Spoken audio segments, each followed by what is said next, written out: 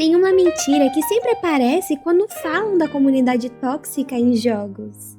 A ideia de que a toxicidade é só consequência natural da competição, como se fosse inevitável. Como se bastasse juntar o anonimato, o ego e vontade de ganhar, para tudo virar um esgoto. Só que não é bem assim. Competição pode sim tirar o pior da pessoa, isso é óbvio. Mas o que transforma essa tensão numa cultura podre não é a competição sozinha. É o ambiente sem ordem, sem limite e sem consequência. E arrumar isso seria muito mais fácil do que tentam fazer parecer. As empresas sabem onde a toxicidade acontece, como ela cresce, quem reincide e quais sistemas falham. Elas têm os dados, histórico, equipe, dinheiro e tecnologia. Então, quando uma comunidade passa anos afundada em xingamento, humilhação, trollagem e abuso, isso não é falta de informação, é falta de vontade. Porque o ser humano com anonimato e impunidade testa limites e sempre testou. Se a pessoa percebe que pode agir como um animal e continuar ali sem consequência séria, ela aprende rápido que aquele ambiente aceita esse tipo de comportamento. E quando o jogo aceita, a comunidade inteira piora. Então eu não compro esse papo preguiçoso de que comunidade gamer é tóxica porque gamer é assim. Não, comunidade tóxica prospera quando o ambiente deixa. Quando um sujeito entra pra xingar, trollar, sabotar a partida e humilhar os outros, e continua fazendo isso por semanas ou até meses, sem punição séria. Com isso, o jogo tá ensinando uma lição muito clara. Ser imundo compensa. E isso vai além dos games. Jogo online também forma comportamento. Pra muita gente, principalmente os mais jovens, é ali que se aprende a competir, a cooperar, a perder, a provocar, a responder provocação. Então, quando um jogo normaliza a agressividade constante, ele ajuda a empurrar essa lógica para fora da partida também. A pessoa vai se acostumando com humilhação pública, com crueldade por diversão e com anonimato como desculpa para virar bicho. E é por isso que eu acho tão grave quando uma empresa trata esse assunto como detalhe. Porque ela não tá só deixando o jogo pior. Ela tá ajudando a fortalecer um pedaço da cultura podre da internet como um todo. E o mais revoltante é que o caminho é óbvio. Punição rápida para quem destrói a experiência dos outros. Regras claras, moderação de verdade, sistema de reputação sério e recompensa que vale a pena para boa conduta. Porque o mal é contagioso, mas o bem também é. Se um jogo realmente valorizasse boa conduta com firmeza e recompensa real, ele começaria a moldar comportamento. Aos poucos, ser educado deixaria de parecer fraqueza. Cooperar deixaria de parecer coisa de trouxa. E isso não melhoraria só a comunidade do jogo. Melhoraria também a forma como muita gente aprende a se comportar online. No fim, esse problema não continua porque ninguém sabe resolver. Ele continua porque quase nenhuma empresa quer colocar ordem na própria casa. E quando eu digo que a culpa pesa mais nas empresas, não é exagero. É porque elas sabem exatamente o que tinham que fazer e mesmo assim escolhem fazer o mínimo. Quem joga online há muitos anos percebe isso fácil. Em jogos antigos, muitas vezes bastava passar um pouco do limite no chat para tomar mute. Se insistisse, a conta começava a correr risco de verdade. E não porque era perfeito, mas porque existia uma mensagem clara. Aqui dentro tem regra. E essa sensação era ainda mais forte porque muitos jogos tinham GMs, gente da própria empresa dentro do jogo, agindo como autoridade real. E só a presença deles já mostrava que aquele ambiente tinha dono, tinha limite e tinha alguém olhando. E hoje isso praticamente sumiu. E em muitos jogos a sensação é de abandono. E não dá pra fingir que isso acontece porque é difícil identificar padrão. Até porque não é. Principalmente com a tecnologia de hoje em dia. Os games sabem exatamente quem anda na linha e quem não anda.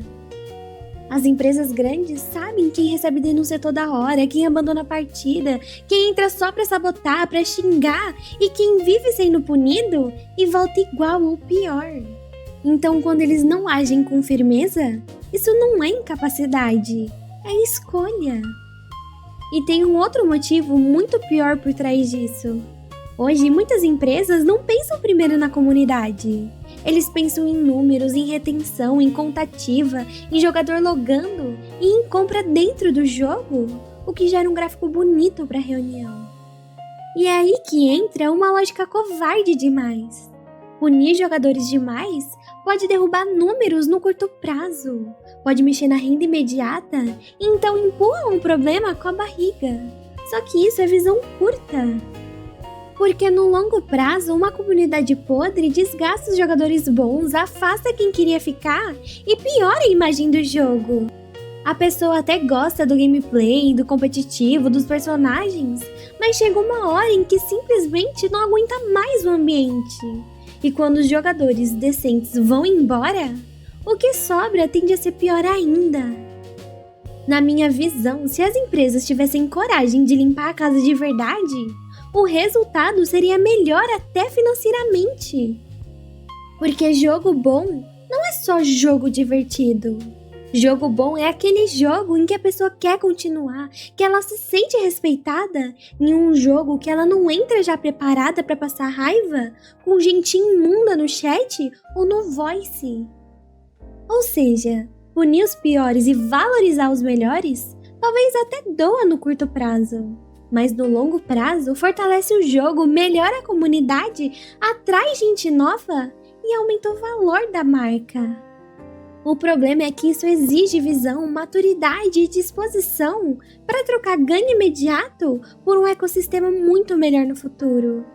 E eu acho até engraçado quando tentam vender certos sistemas de honra e reputação como solução, porque quase sempre são frouxos, mal explicados e sem o peso real. O cara pode ser tóxico, depois dar uma segurada, formar reputação de novo e continuar igual. Então o sistema até existe, mas ele não entrega nada que faça o jogador realmente valorizar a boa conduta. Mas se eles quisessem resolver o problema de verdade, dava. Imagine um jogo como League of Legends ou Fortnite tratando a reputação como algo central, não como enfeite, mas como parte séria do sistema.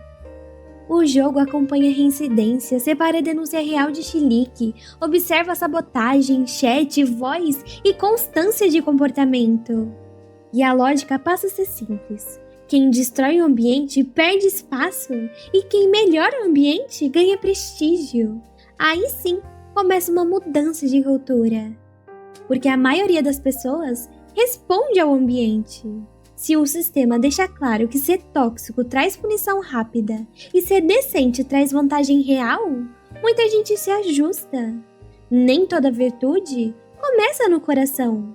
Muitas vezes ela começa no limite, no costume e na consequência. E mais do que punir quem destrói o ambiente, os jogos podiam criar um sistema de reputação que fosse fácil de conquistar no começo, mas difícil de manter de verdade.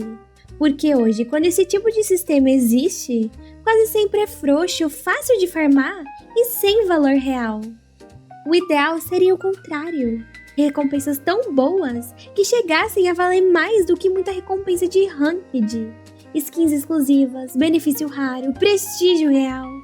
Coisas que fizessem o jogador pensar 2 vezes antes de agir como um imbecil e perder aquilo. E recompensa real aqui não é só um título aleatório ou algum tipo de prêmio sem graça. Eu tô falando de coisa que o jogador queria de verdade. Skin exclusiva, cosmético raro, benefício visível, reconhecimento dentro do jogo ou coisas que façam a pessoa pensar: vale a pena manter minha conduta? Porque hoje acontece o contrário. Em muitos jogos, o jogador calmo, limpo e cooperativo recebe praticamente o mesmo que o tóxico, ou às vezes recebe até menos, porque além de jogar direito, ainda tem que aguentar calado uma comunidade insuportável. E depois as empresas aparecem com aquele discurso mole de sempre, dizendo que estão combatendo a toxicidade, que prezam por um ambiente saudável. Mas se acreditassem mesmo nisso, já teriam refletido na estrutura do jogo, na regra, na punição, na recompensa e na forma como a comunidade é conduzida. No fundo, muitas empresas aceitaram a podridão como parte do modelo. Talvez porque limpar de verdade dá trabalho, ou porque exige postura, ou simplesmente porque parte desse caos ainda gera engajamento e movimentação. E as empresas modernas adoram posar de virtuosas sem encostar na raiz do problema. Só que a raiz está bem na frente deles. Punir os injustos, recompensar os justos, aplicar regras com clareza e mostrar que anonimato não é salvo-conduto para a degradação humana. Não é utopia, é só um mínimo para qualquer ambiente competitivo continuar civilizado. Agora, me conta aqui nos comentários se você acha que as empresas realmente querem melhorar as comunidades ou se elas simplesmente aprenderam a conviver com a toxicidade porque é mais cômodo. Deixa o like, se inscreve no canal e ativa o sininho para não perder os próximos vídeos. Compartilhe esse vídeo com aquele amigo que já passou raiva demais em jogo online. E se o botão de hype estiver disponível para você, aperta porque ele me ajuda muito. E se eu não te fiz pensar, pelo menos te irritei.